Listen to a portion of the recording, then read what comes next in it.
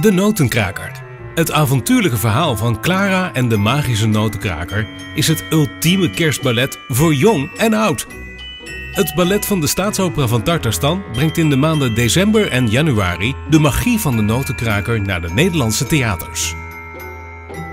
Het is kerstavond bij de familie Staalbaum. Clara krijgt als kerstcadeau een pop, een notenkraker.